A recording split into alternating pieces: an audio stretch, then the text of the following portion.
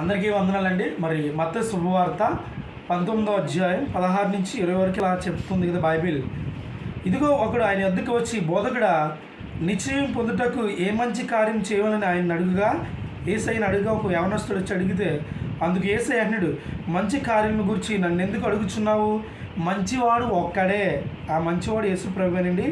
అయితే నీవు జీవంలోనికి ప్రవేశించకోరి అలా ఆజ్ఞలు గైకొనమని చెప్పాను.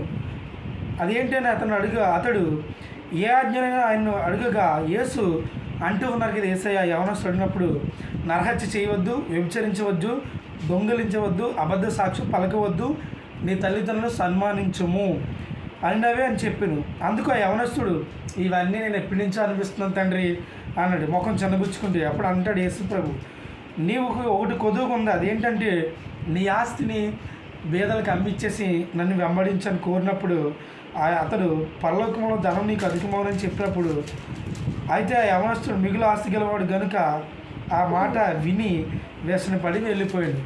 అర్థమైంది కదండి.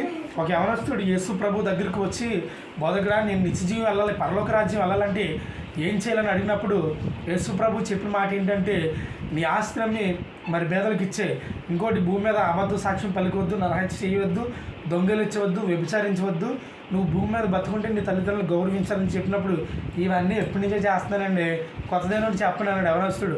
అప్పుడు నీ ఆస్తి పేదలకు అమ్మిచ్చి నన్ను వెంబడించంటే, బహుధనవంతుడు కాబట్టి మొక్క చిన్నబుచ్చుకుని యేసు ప్రభు మాట తిరస్కరించి వెళ్ళిపోయాడు. ఈరోజు నువ్వు అలా ఉన్నావా? నా ప్రియ సహోదరుడా, దేవుడు నీతో మాట్లాడుతాడు. థ్యాంక్ యూ ప్రజలకు. God bless you all. ఈ ఛానల్ లైక్ చేయండి, షేర్ చేయండి, సబ్స్క్రైబ్ చేయండి. ధన్యవాదాలు.